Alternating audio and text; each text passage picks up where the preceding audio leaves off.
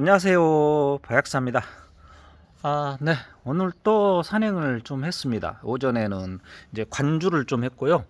그 후에 좀 난관리 좀 하고 점심을 먹고 이제 한 2시쯤에 올라갔습니다. 그 다음에 지금 한 5시쯤 됐는데 지금 내려왔거든요. 자, 자생지가 요즘 좀 빠르게 움직이고 있어요. 3월 달에 좀 이상 고온이 좀 있었죠. 평년보다 훨씬 높았어요. 그 다음에 4월 달도 앞으로 계속해서 조금 더 평년보다 기온이 높다고 하는 예보를 들었어요.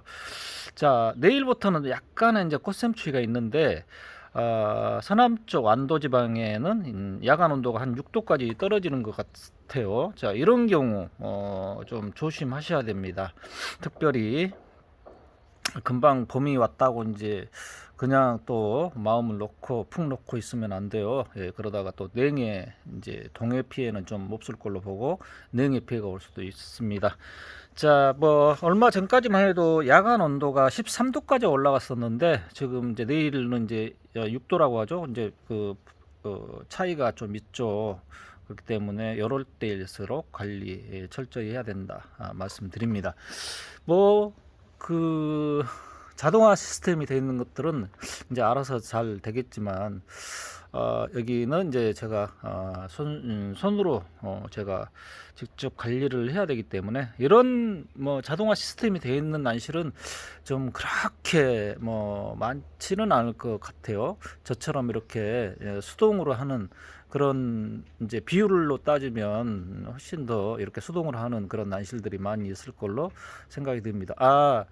이제 그 가두리형 그런 난실들, 이제 난실 이제 그런 것들은 이제 여러 분들이 쓰고 있기 때문에 그런 것들은 대부분이 이제 자동화가 되어 있는 걸로 알고 있어요. 저처럼 이제 개인 난실 이런 것들은 좀 비율로 따져도 아마 이렇게 저처럼 이런 수동 손수해야 되는 그런 난실이 더 많을 걸로 예상이 듭니다. 그래서 좀 더 신경을 써야 되겠다 그렇게 생각이 들고요. 특히 아파트 베란다 난실 그런 것들 잘 신경을 잘 써야 될 걸로 예상이 써야 될 걸로 생각이 듭니다.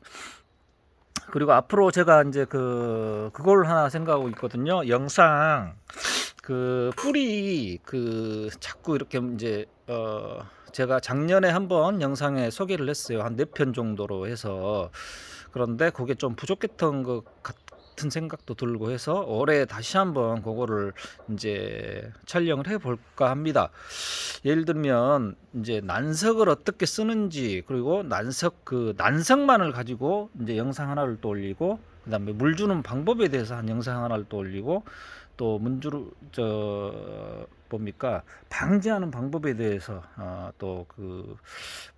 살충하는 방법에 대해서 또 한 편 올리고, 살균하는 방법에 대해서 또 한 편을 올리고, 이렇게 세분화해서 한번 영상을 올려볼까 이렇게 준비 머릿속으로만 지금 현재 생각하고 있고요. 좀 기대를 하셔도 좋을 것 같습니다. 어차피 제가 이제 뿌리는 잘 내린 걸로 키우는 걸로요. 배양을 잘한 걸로 결론적으로는 다들 보셨을 거예요. 예를 들어서 뭐 이런 것들 뿌리 좋은 거 이렇게 어떤 분이 그래요. 민출랑 뭐 누가 뿌리 이렇게 잘 알아서 잘 크는데 뭐 저한테 그렇게 태클을 거신 분도 계셨더라고요. 근데 제가 이런 것들도 뿌리를 다 보여드렸죠. 이런 단엽 진짜 완전히 라사 단엽이죠. 이렇게 빠글빠글 들어가 있죠. 이런 것들도 제가 이제 그 영상에 올렸었어요. 뿌리를 공개를 했었죠.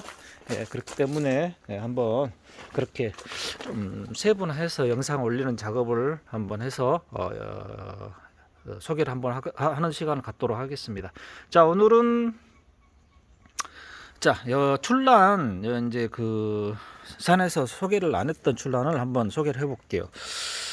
자, 이렇게 보시면 얘는 이제 세척, 살균, 톱시페스트 처리까지 다 했습니다. 이렇게 깔끔하게 저는 이 정도로 신경을 써서 합니다. 이렇게.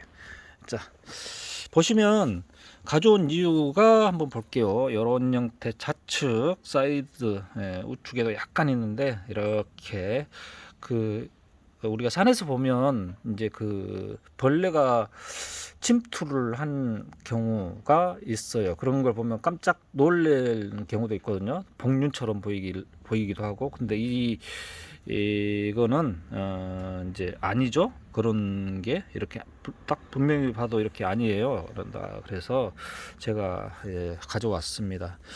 자, 이쪽도 마찬가지 이렇게 보입니다. 자, 얘를 또 이런 것만 보여서 가져온 게 아니고 이 끝 마무리를 보시면 이렇게 딱 확실하게 어떤 무늬 형태를 하고 있는 것들이 보여요. 그래서 가져왔습니다. 자, 그리고 얘 보시면, 자, 얘는 서의 서반 형태죠. 서의 서반 형태.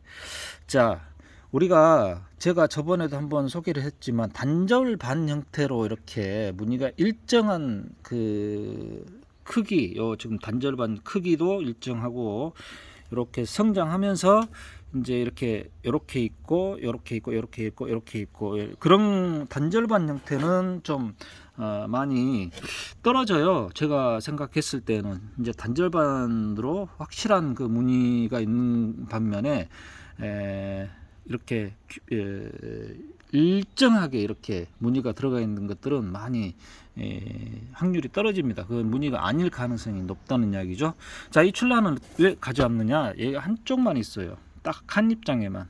그리고 신화를 보니까 이렇게 보이죠. 이제 저쪽에 뭐 아래쪽도 있고 위쪽도 있고, 그래서 얘를 한번 가져봤습니다. 그 다음에 오늘 가져온 출라는 이렇게 아주 대주짜리인데요. 자, 역시 입 끝에가 이렇게 무늬가 끝산반처럼 보이는데 끝산반은 아닙니다. 무조건 아니에요. 자, 그런데 요거를 이제 이렇게 보니까 산반이 살짝 긁혀 있는 것 같기도 하는데 그냥 아무튼 이런 형태예요. 이제 이걸 이제 또 색화반이라고도 하거든요. 이제 보시면 이쪽은 전부 다 들어 있어요. 이쪽은 또 전부 다 이렇게 뭐 고라니 뜯어먹는 흔적도 없거니와 그런 반이 전부 다 들어 있고, 이쪽에 보시면, 자, 이쪽 보시면 이렇게 끝으로 살짝 보이죠. 이런 형태. 이렇게. 자, 요런 것들을 그래도 요 정도 보이면은 왜 이제 두 촉이 이런 형태로 보였기 때문에 좀 이런 것들도 좀 세심하게 보시고, 이런 거 산에 잘 안 보이거든요. 요 정도도. 그렇기 때문에 이것도 이제 한 촉만 그랬다 그러면 또 많이 떨어지겠지만 두 촉이 그렇기 때문에 좀 가져와서 또 꽃까지 받아볼 필요가 있다 해서 제가 가져왔습니다. 자, 얘가 분명히 입변처럼 보이죠. 자, 까랑까랑하게 이런 형태도. 근데 얘가 보시면 이렇게 휘었어요. 여기 돌에 눌리면서. 그래서 제가 자꾸 말씀드린 거예요. 지금 한 가지 더 제가 말씀드리는 겁니다. 이제 공부 차원에서 이렇게 눌려 있으면 안 돼요. 이렇게 휘면서 이제 벌브나 이렇게 목대 부분이. 그렇기 때문에 이쪽은 이제 입변처럼 보이는 거예요. 네. 자, 이런 것들은 항상 물론 눌려 있지 않아도 이렇게 휘거나 목대가 휘거나 꺾여 있다 그러면 그건 입변으로 보시면 안 돼요. 무늬가 들어 있으면 뭐 상관이 없겠지만 이제 입변으로 해서 뭐 괜찮네 하고 이제 가져오시면 분명히 그 다음 신화는 그냥 뭐 민출날로 나올 가능성이 거의 95%, 99% 이렇게 봅니다. 자, 오늘은 여기까지 영상을 마무리하고 저는 또 다음 영상 준비해서 찾아뵙겠습니다. 여러분 감사합니다.